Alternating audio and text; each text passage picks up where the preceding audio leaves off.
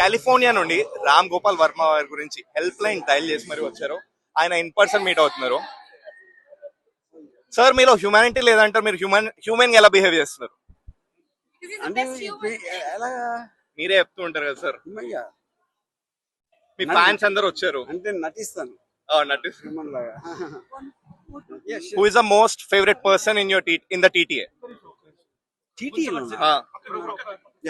Okay, TT అని ఒక women గా చెప్పాలి అంటే ఎవరంటారు? శ్రీదేవి గారు. సార్ చెప్పండి. అయ్యో ఇబ్బంది పెట్టేస్తున్నాను సార్. ఓకే,